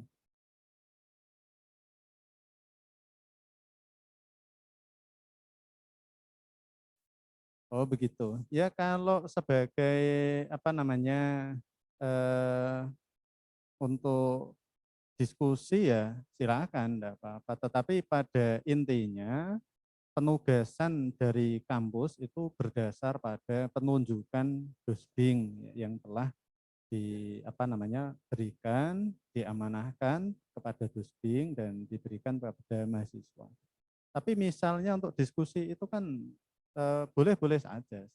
Saya juga sering seperti itu, baik saat S1 dulu, S2 maupun S3. Ya kita dunia akademik kan boleh-boleh aja, asal yang kita ajak diskusi itu boleh. Tetapi secara regulasi kita telah menunjuk Dusbing maupun mohon maaf dosen pembimbing yang telah diamanahi untuk membimbing mahasiswa. Nah, itu seperti itu. Tapi untuk teman diskusi bertanya silahkan bisa banyak cara dan banyak hal. Itu seperti itu. Matur nuwun. Baik, terima kasih Pak Fatah. Ada mungkin dari teman-teman yang lain yang ingin menyampaikan pendapatnya. Selamat sore, Mbak Erna Susanti. Selamat sore, Bu. Assalamualaikum. Waalaikumsalam. Bagaimana Mbak Erna? Adakah kendala atau kegalauan untuk menyelesaikan skripsinya? Kalau boleh tahu sudah sampai beberapa ini Mbak Erna? Proposal sudah? Alhamdulillah sudah, Bu, saya proposal. Sip. Semester berapa kalau boleh tahu Mbak Erna? Semester 8 ini, Bu. Semester 8. Sudah penelitian ya? Ampun. Alhamdulillah berarti termasuk cepat ya. Kalau boleh tahu tipsnya Mbak Erna agar semester 8 proposal sudah selesai, kemudian sudah sampai penelitian, bagaimana cara membagi waktu dan mungkin ada tips-tips dari Mbak Erna, silahkan disampaikan ke teman-teman yang lain. Kalau dari saya sih sebenarnya itu menurut saya pribadi ya Bu, skripsi itu tidak semenakutkan yang saya kira seperti dahulu. Skripsi itu mudah tergantung orangnya sendiri. Terus pada intinya itu harus semangat, terus jangan mudah dikalahkan sama rasa malas. Karena kalau sudah dikalahkan sama rasa malas, nanti kita jadi kalau mau nulis itu kayak malas gitu loh Bu, jadi nggak selesai-selesai.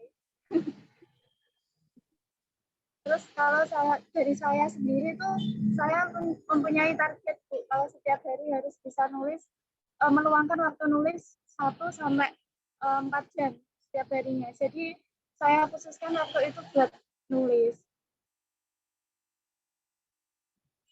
Oke, sudah? Oke, kita beri tepuk tangan untuk Mbak Erna ya. Luar biasa sekali tipsnya ya teman-teman ya. Jadi Mbak Erna itu memiliki target ya, dalam satu hari ada 4-5 paragraf yang ditambahkan ya dalam skripsi yang telah dibuat. Oke, jadi teman-teman membuat to-do list ya, mau apa. Misalnya ini sudah masuk bulan Februari ya, sudah di pertengahan Februari. Nah teman-teman harus ada target, misalnya ya, di akhir Februari ini proposal harus selesai, sehingga teman-teman minta surat izin penelitian, sehingga penelitian bisa teman-teman lakukan misalnya di bulan ketiga. Nah itu silahkan teman-teman target, silahkan teman-teman merefleksi diri sendiri ya, dan tentunya menambah semangat. Baik, teman-teman yang ada di sini, Pak Fatah, Bu Indi, Pak Uki, dan Bu Nining, apakah sudah cukup acara forum group discussion pada sore hari ini? Oh, baik. Yang terakhir adalah, oh ada pertanyaan ini Pak Fatah sebelum closing statement. Ini sepertinya semakin sore semakin ini. Iya, kami malah seneng ya ketika ada unek-unek dari teman-teman yang ada di sini. Saya bacakan ya. Dari Mbak Mawadatul Ummah. Wah, terima kasih sudah merespon Mbak. Assalamualaikum, maaf tadi terkendala sinyal Pak. Oke, nggak apa-apa. Kendala saya belum bisa membagi waktu antara skripsi, mengajar, dan keluarga. Jadi ada 3 ya kegiatannya ya, ya mengerjakan skripsi, ya bekerja, dan sudah berkeluarga. Akan tetapi saya berkomitmen untuk segera menyelesaikan di semester ini. Amin, kita beri tepuk tangan dulu ya, luar biasa. Saat ini saya baru tahap penyelesaian proposal bab 2. Baru sampai proposal nih Pak Fatah. Maaf, apakah ada tambahan semester bagi semester 14 apabila molor Bapak? Terima kasih. Monggo Pak Fatah. Ya, terima kasih Mbak Mawadatul Ummah. Begitu. Regulasi yang ada di perguruan tinggi itu sangat berbeda dengan regulasi yang ada pada 3, 5 hingga 10 tahun yang lalu. Era sekarang adalah era bagaimana regulasi itu semuanya berbasis database dan online. Jadi pertanyaan mengenai apakah ada tambahan semester itu selama yang saya pahami normanya itu tidak ada. Karena kalau ada itu statusnya adalah akan mengulang. Akan mengulang karena terkait dengan entry mata kuliah sesuai dengan semester yang ditempuh. Nah, itu seperti itu. Nah, oleh karena itu yang saya garis bawahi adalah komitmen ya dari Mbak Mawadatul Ummah tadi untuk segera menyelesaikan. Menurut saya bab 2 proposal itu iya masih bisa. Ini Februari dan baru saja teman-teman registrasi. Menurut saya segera melangkah ditarget sebelum Maret ya proposal selesai. Nah, itu kan seperti itu. Agar surat penelitian sudah di tangan. Setelah itu bisa lanjut pengumpulan dan penggalian data, pengumpulan data. Nah, itu seperti itu. Ya, kalau nanti ditunda lagi ya akan nggak selesai.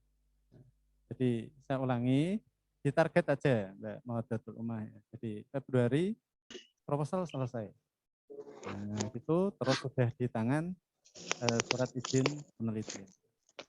Setelah itu pengumpulan data sudah pengumpulan data sesuai dengan yang ada itu dan itu di lembaga pendidikan aktif di bulan-bulan itu. Nah, oleh karena itu selanjutnya tinggal menyusun. Maka tadi saya menyebut di awal kalau tinggal nyusun itu cepat. Ibarat orang masak itu bahannya sudah ada. Enggak nyambi masak tapi ke pasar, pulang lagi ya itu ya enggak selesai-selesai masaknya. Jadi kalau jelas Februari sudah mendapat surat penelitian, nah itu sudah yang data-data sudah ada. Nanti tinggal nyusun tuh cepat. Kalau nyusun enggak nunggu lama. Nah itu saya sangat apresiasi pada mahasiswa-mahasiswi yang mengikuti pada kegiatan FGD yang kali ini dan komitmennya. Termasuk tadi Mbak Erna yang berbagi tips. Itu saya kira teman-teman banyak menggarisbawahi itu. Apa? Melawan kemalasan. Nah itu tadi yang saya garis bawahi di sana. Yang kedua sebetulnya kembali pada diri sendiri. Dan yang berikutnya memang semangat tadi ya, Mbak Erna Susianti. Jadi teman-teman banyak berbagilah dengan temannya agar tidak membuat stres. Itu begitu. Jadi berbagi, komunikasi, diskusi, itu terus dieksekusi. Itu agar cepat selesai. Kalau kita terlalu banyak menunda, ya tidak melawan kemalasan ya nanti. Ya, Jadi closing statement dari saya itu yang saya jawab, dan terima kasih atas sharingnya tadi. Ada pertanyaan lagi?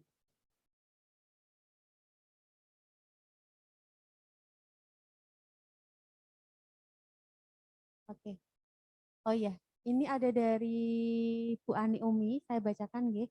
Mahasiswa bimbingan saya atas Adelia semester 8 sudah mendaftar munakosah. Ya, saya ingat sekali ya Bu Ani ya, Mbak Adelia ini validator instrumennya saya ya. Waktu itu Mbak Adel ini mau ikut ini Pak, yang Sampurna itu loh, beasiswa Sampurna. Jadi membuat artikel, kemudian memang sudah sharing sebelum skripsi tentang Luspart, kemudian dengan kearifan lokal di daerah Kudus gitu. Nah, atas dasar waktu itu sharing dengan saya, kemudian Mbak Adel angkat menjadi skripsi. Nah, ini sudah mendaftar munakosah, luar biasa nggih.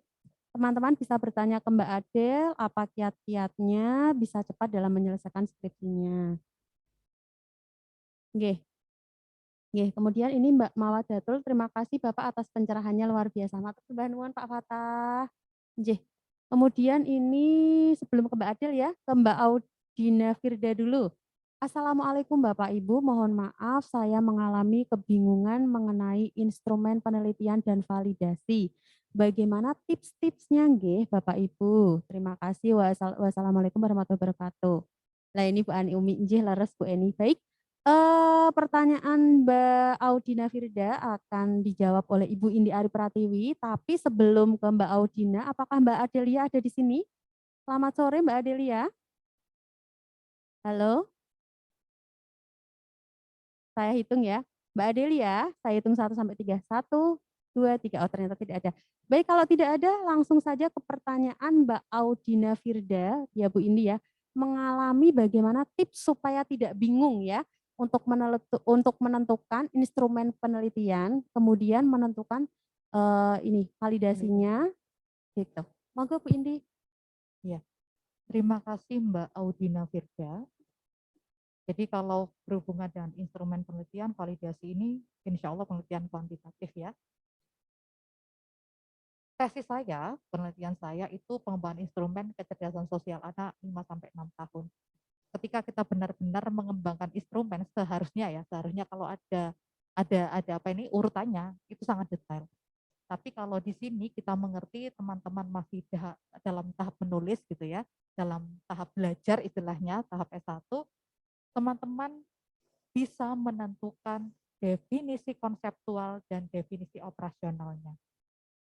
Itu yang awal. Bu, apa Bu DO itu definisi operasional dan konseptual? Kalau untuk definisi konseptual, Mbak Audina ada di sini enggak? Iya Bu, ada. Judulnya tentang apa Mbak? Yang diinstrumenkan apa? Kemampuan apa? Biar saya langsung eksekusi. Kemampuan itu Bu, fisik motorik, perkembangan fisik motorik anak. Fisik motorik anak usia dini. Ketika kita membahas fisik motorik anak usia dini itu, kita bahas motorik halus atau motorik kasarnya. Nah, ketika dua-duanya itu dibahas, berarti Mbak Audina cari teori tentang motorik halus dan motorik kasar pada anak usia dini. Karena fisik motorik anak usia dini itu meliputi kesehatan, motorik kasar, dan motorik halus. Itu kan memang luas sekali ya, motorik itu luas sekali. Nah, dari masing-masing itu Mbak Audina cari. Kalau ada teori yang langsung fisik motorik anak usia dini cari. Minimal berapa Bu? 5. Adekan dari teori A, teori B, teori C, teori D, teori E. Itu Mbak Audina cari poin penting dalam teori tersebut. Mbak Audina bisa sebutkan satu teori dari fisik motorik yang sudah dipunyai Mbak Audina? Dari teorinya siapa?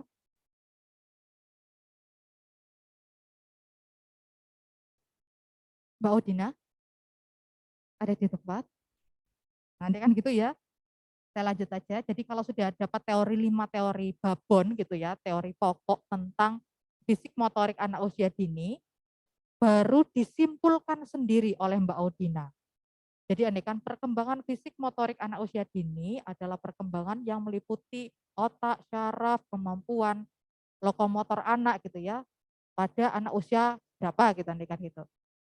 Nah, Mbak Audina itu cari, oh teori ini pokok pentingnya adalah fisik, motorik, halus kasar, dan otak andekan gitu. Oh yang satunya, ya ada pendapat teori B, ada kesehatan, ada tentang gizi, ada motorik kasar dan halus. Oh ini poinnya. Jadi beberapa poin itu dikumpulkan oleh Mbak Audina, dijadikan suatu konsep sintesa, sehingga jadi definisi konseptual. Sintesa itu apa? Simpulan dari berbagai teori tadi. Disimpulkan oleh Mbak Audina sendiri, dari kata-kata Mbak Audina sendiri. Itu definisi konseptual. Definisi konseptual turun ke DO. Jadi kalau ke DO tinggal ditambah gitu ya, skala apa yang dipakai, teknik pengambilan datanya seperti apa, pada usia berapa, skala apa yang dibuat, penelitian di mana.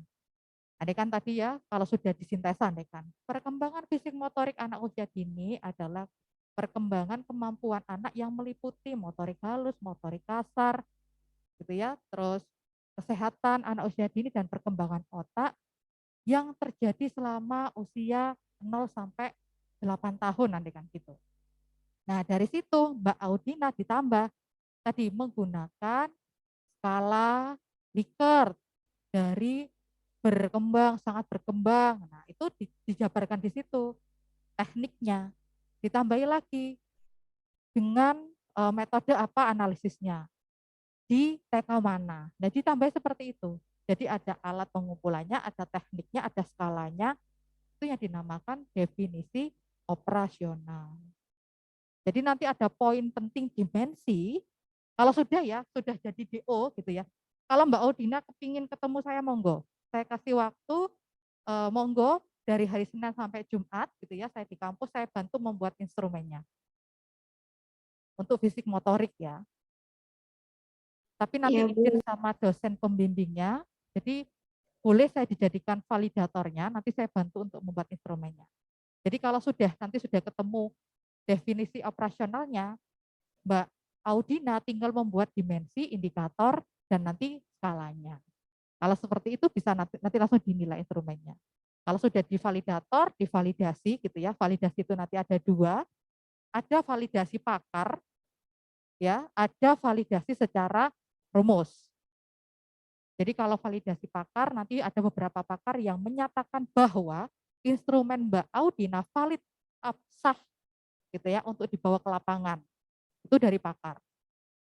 Ada lagi Mbak Audina ke lapangan dulu gitu ya, menguji coba instrumen untuk fisik motorik anak itu ke anak-anak di lain sekolah yang dibuat penelitian.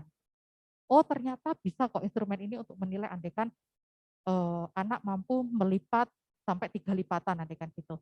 Oh motorik halusnya anak itu memang di usia seperti itu bisa. Nah Mbak Audina tinggal centang-centang, setelah itu kita hitung. Apakah nanti pakai korelasi product moment percent. Jadi kalau sudah nanti pakai korelasi product moment percent, divalidkan, kita pakai SPSS, hasilnya muncul, dinyatakan valid atau tidak di situ. Instrumen itu bukan hanya validasi, nanti harus ada kita cari reliabilitasnya, keajekannya.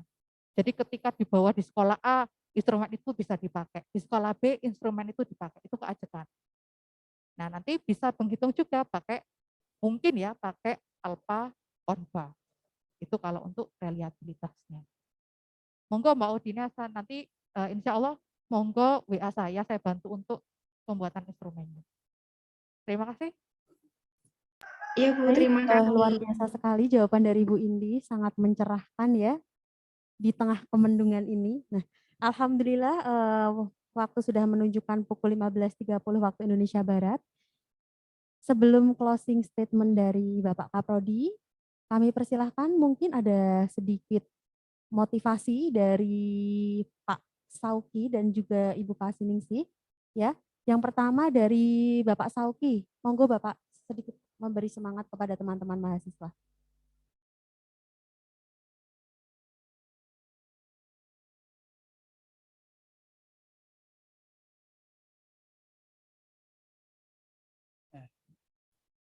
Terima kasih kesempatannya kepada moderator, pada Bu Eni.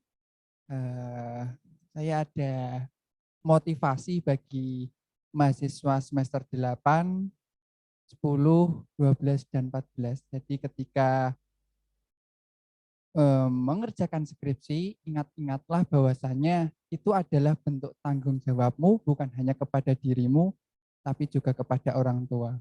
Dengan menyelesaikan skripsimu, artinya kamu bertanggung jawab dengan amanah yang diberikan oleh orang tua, utamanya bapak dan ibu. Dengan menyelesaikan akademikmu, itu berarti Anda telah memberikan kepercayaan, telah menjawab kepercayaan dari orang tua.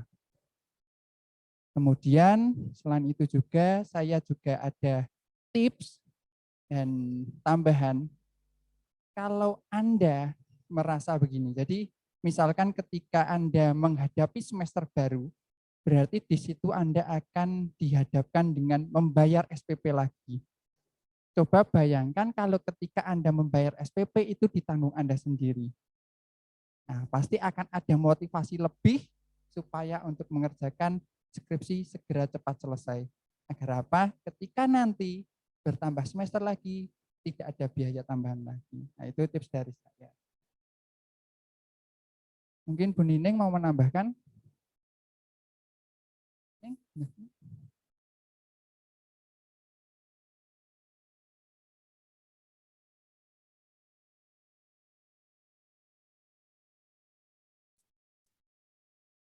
Tes. Suara saya terdengar? Suara saya terdengar nggak ya? Agak-agak batuk sih. Oke, terima kasih Pak Uki atas tambahannya. Betul sekali memang konsekuensinya kalau kalian berlama-lama nanti juga kalian bayar lagi gitu ya. Kalau dari saya sih, kalian pernah makan pizza ya? Ada yang sudah pernah makan pizza? Sudah. Dari negara mana tuh? Dari negara mana?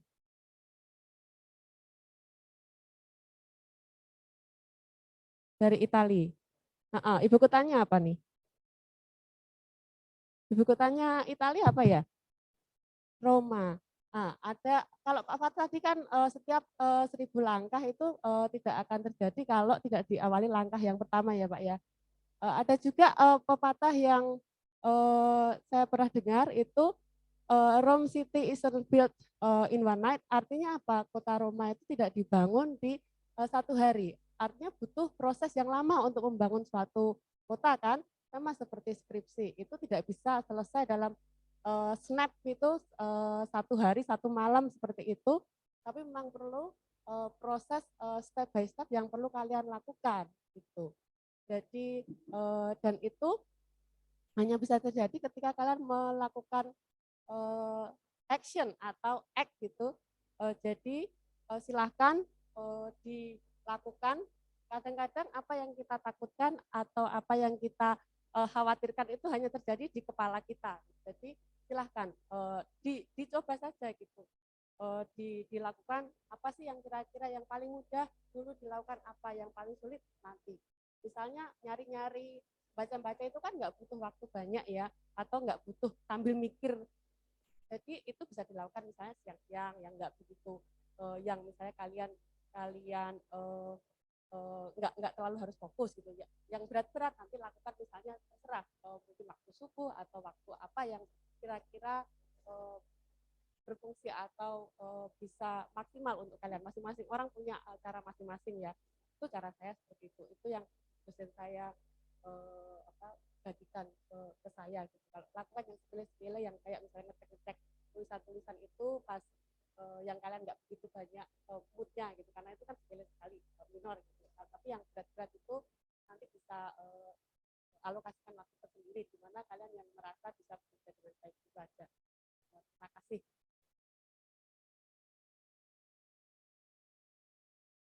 Ya, terima kasih. Langsung saya sambung untuk menyampaikan closing statement.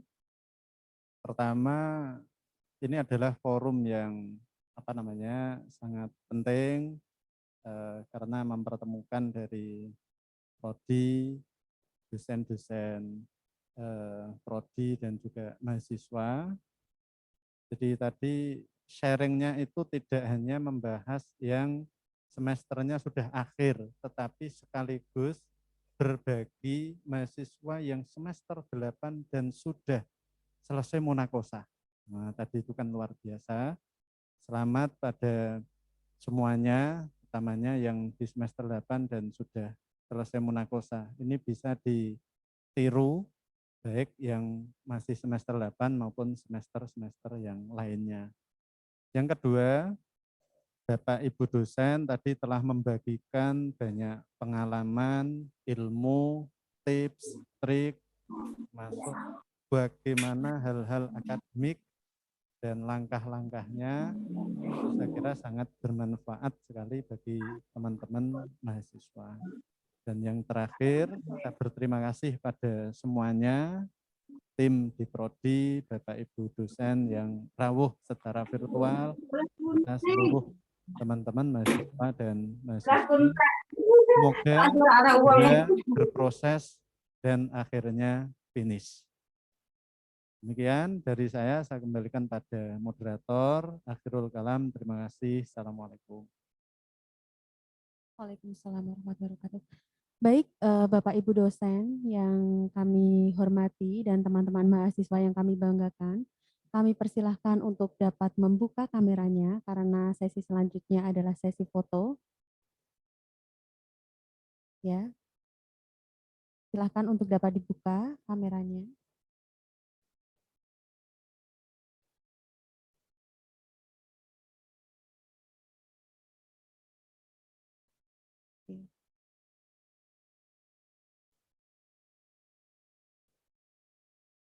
Ya. Terima kasih. Oke, sudah. Pak Uki bisa minta tolong untuk dapat screenshot, Pak Uki. Hitungan ketiga ya. Silahkan senyum. Oh, yang di rumah buka masker ya. Tapi di sini bagaimana?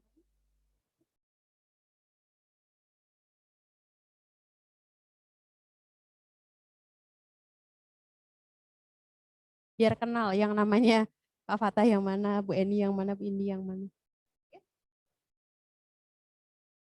Oke. 1, 2, 3, senyum.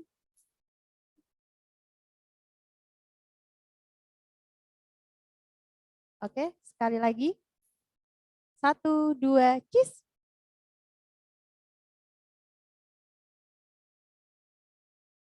Oke. Baik, Bapak Ibu hadirin yang terhormat dan teman-teman mahasiswa yang kami sayangi dan kami banggakan.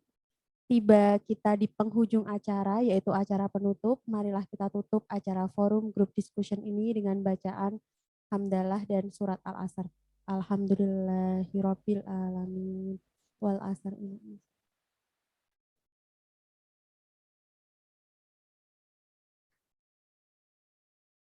Semoga acara forum group discussion ini bermanfaat untuk teman-teman semua. Doa kami senantiasa untuk teman-teman mahasiswa, semoga dimudahkan dalam proses skripsinya sehingga selesai tepat waktu, ya, tepat waktu sesuai yang teman-teman inginkan, diberikan kesehatan, kemudahan sampai akhir nanti, ya. Oke, baik teman-teman, saya selaku moderator mohon maaf apabila ada perilaku, tutur kata yang kurang berkenan. Akhir kata billahi taufik wal hidayah. Wassalamualaikum warahmatullahi wabarakatuh. Matur nuwun. Waalaikumsalam warahmatullahi wabarakatuh. Bye, tetap semangat. Yang keluar sih Bapak Ibu.